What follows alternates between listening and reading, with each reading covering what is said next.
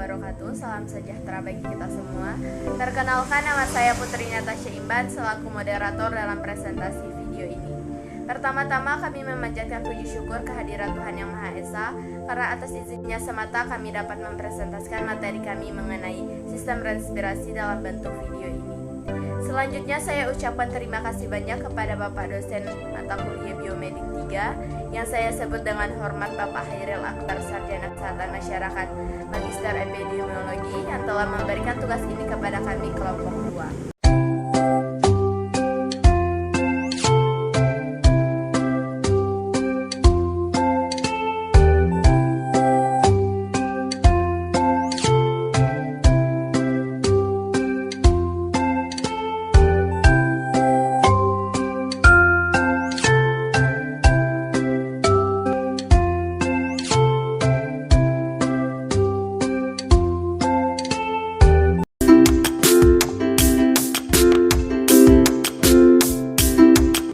Saya akan membacakan materi yaitu sistem respirasi. Sistem respirasi merupakan sistem yang memiliki fungsi utama untuk menukar oksigen yang berasal dari atmosfer atau luar tubuh dengan karbon dioksida yang dikeluarkan oleh sel tubuh melalui saluran pernapasan. Berikutnya fungsional saluran pernapasan. Yang pertama, zona konduksi merupakan zona yang berperan sebagai saluran pernapasan, tempat lewatnya udara pernapasan. Yang kedua, zona respiratorik merupakan zona terjadinya pertukaran gas. Zona respiratorik terdiri atas bronchiolus respiratorik dan alveolus. Struktur sistem pernapasan. Struktur utama terdiri atas saluran pernapasan bagian atas dan saluran pernapasan bagian bawah serta paru-paru. Struktur pelengkap sistem pernapasan terdiri dari otot-otot pernapasan dan pleura.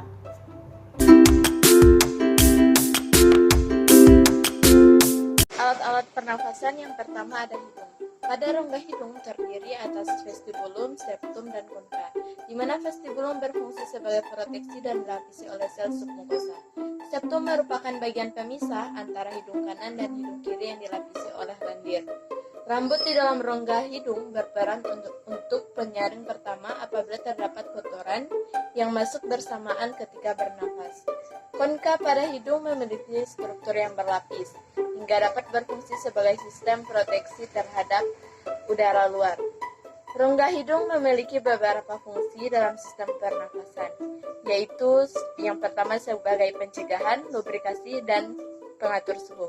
Fungsi rongga sebagai pencegahan dapat dilihat dari kemampuan bulu hidung dan silia yang dapat menyaring partikel benda asing atau kotoran yang masuk ke dalam sistem pernafasan. Fungsi rongga hidung sebagai lubrikasi dapat dilihat dari adanya sel submukosa dan sel goblet yang dapat mengeluarkan lendir sehingga jalan tidak kering atau jalan nafas tidak kering. Lendir berfungsi sebagai pengaturan suhu karena dapat melembabkan dan menghangatkan suhu udara yang dihirup saat bernafas. Yang kedua ada faring atau biasa disebut dengan tenggorokan. Terletak di bagian belakang rongga mulut dan rongga hidung. Bagian dari faring terdiri atas nasofaring, orofaring, dan laryngofaring, di mana nasofaring merupakan bagian yang berbatasan dengan rongga hidung. Orofaring merupakan bagian-bagian yang berbatasan dengan rongga mulut, sedangkan laryngofaring merupakan bagian yang berbatasan dengan laring. Fungsi utama faring adalah sebagai saluran tempat masuk dan keluarnya udara. Faring juga berfungsi sebagai jalan masuknya makanan ke dalam saluran pencernaan. Yang ketiga ada laring. Terletak di antara faring dan trakea. Fungsi utama laring adalah untuk membentuk suara dan menutup bagian trakea saat menelan. Yang keempat ada trakea. Tersusun atas tulang rawan, mukosa, epitel bersilia, limfoid, dan kelenjar. Trakea akan bercabang menjadi dua, menjadi bronkus utama kiri dan kanan. Yang kelima ada bronkus. Merupakan percabangan dari trakea yang membentuk percabangan tajam yang disebut dengan karina. Bronkus utama bagian kanan ada 3 cabang, yaitu superior, medialis, dan inferior. Sedangkan bronkus bagian kiri terdiri atas 2 cabang, yaitu lobaris superior dan inferior. Yang keenam bronchiolus, merupakan percabangan dari bronkus secara fungsional terbagi atas 2, yaitu bronchiolus non-respiratorik dan tidak terdapat pertukaran zat mekanisme, dan bronchiolus respiratorik. Selanjutnya ada alveolus, bisa dilihat pada gambar di samping. Alveolus ini merupakan percabangan dari bronchiolus Memiliki dinding yang sangat tipis sehingga menjadi tempat pertukaran zat oksigen dan karbon dioksida antara darah dan udara yang masuk ke dalam tubuh.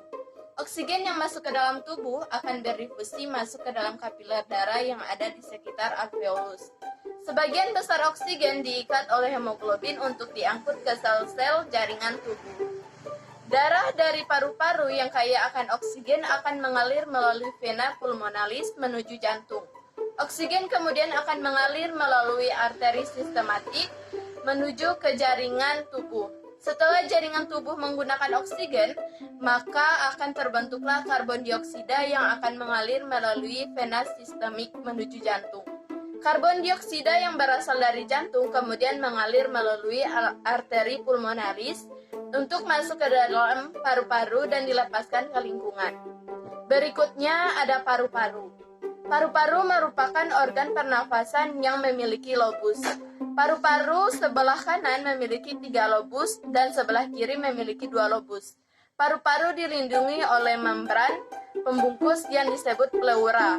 Pleura yang melekat pada paru-paru disebut dengan pleura visceral, sedangkan yang melekat pada dinding toraja disebut dengan pleura parietal.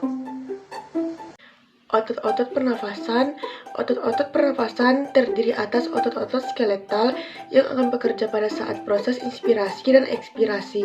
Otot inspirasi terdiri atas otot inspirasi utama dan tambahan. Otot inspirasi utama akan berkontraksi ketika pernafasan biasa yang terdiri atas otot interkostalis, interna, dan otot diafragma. Sedangkan otot inspirasi tambahan terdiri atas otot scalenus dan otot sternocleidomastoidus. Pada pernapasan biasa, proses ekspirasi tidak memerlukan kerja dari otot karena cukup dengan gaya elastisitas paru yang dimiliki. Otot ekspirasi terdiri atas musculus intercostalis interna, musculus obliquus externa, dan musculus rectus abdomini.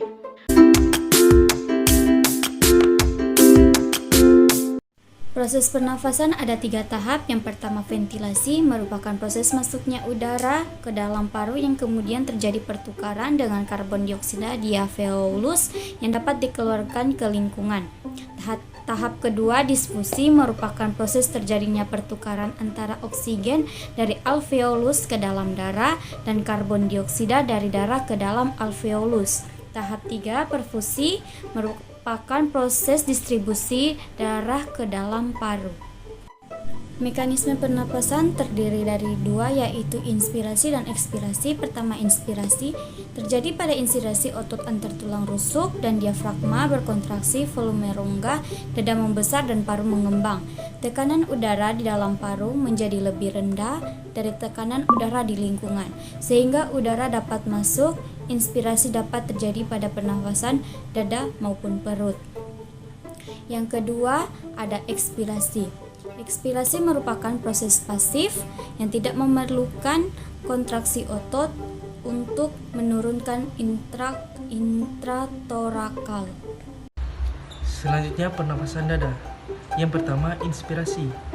Pada pernafasan dada, otot antar tulang rusuk berkontraksi, menyebabkan otot tulang rusuk terangkat, volume rongga dada membesar, paru mengembang, dan udara masuk. Yang kedua, ekspirasi.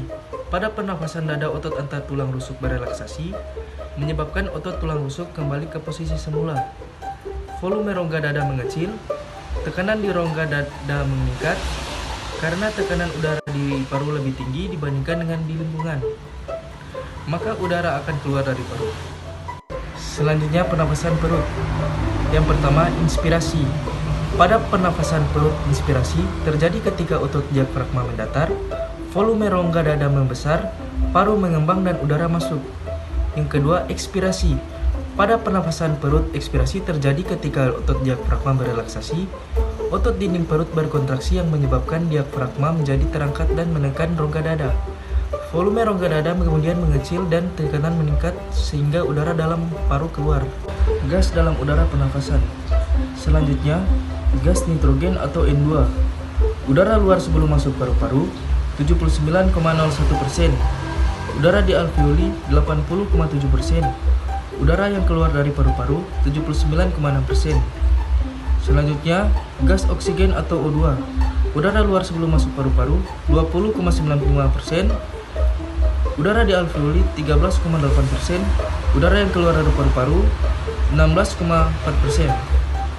Selanjutnya, gas karbon dioksida atau CO2. Udara keluar sebelum masuk paru-paru 0,04%, udara di alveoli 5,5%, udara yang keluar dari paru-paru 4,0%.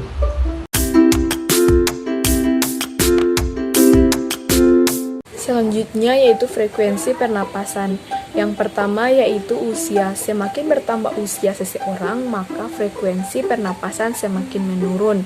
Hal ini berhubungan dengan semakin menurunnya kebutuhan energi seseorang pada usia lanjut karena menurunnya pula aktivitas metabolisme tubuh. Yang kedua yaitu jenis kelamin. Perbedaan frekuensi pernapasan laki-laki dan perempuan disebabkan laki-laki memiliki kapasitas paru-paru yang lebih besar dari perempuan. Hal tersebut menyebabkan laki-laki menghirup lebih banyak volume udara daripada perempuan. Yang ketiga yaitu suhu tubuh. Ketika seseorang merasa kedinginan dan suhu tubuhnya menurun, otak akan mengirim sinyal agar paru-paru meningkatkan frekuensi pernapasan. Dengan begitu, tubuh akan mempercepat pembakaran agar tetap hangat. Yang keempat yaitu posisi atau kedudukan tubuh.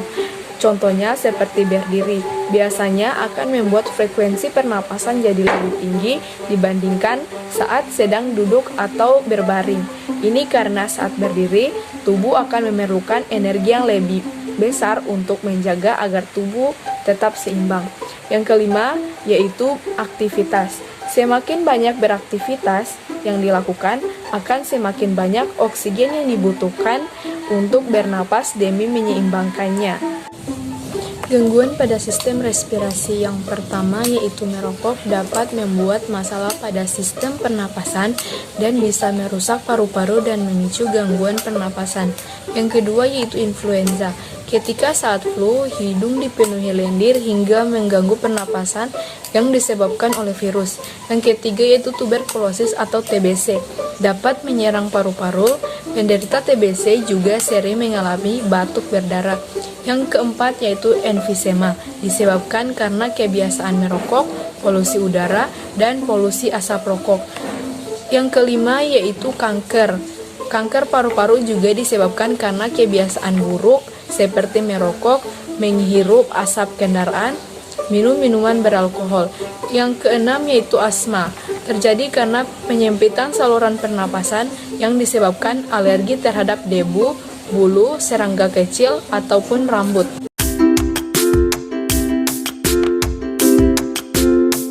Kesimpulan dari materi kami adalah sistem respirasi merupakan sistem yang memiliki fungsi utama untuk menukar oksigen yang berasal dari luar atmosfer atau luar tubuh dengan karbon dioksida yang dikeluarkan dari dalam sel tubuh melalui saluran pernafasan, di mana dalam sistem respirasi terdapat alat pernafasan yaitu hidung, faring, laring, trakea, bronkus, bronkiolus, alveolus, dan paru-paru.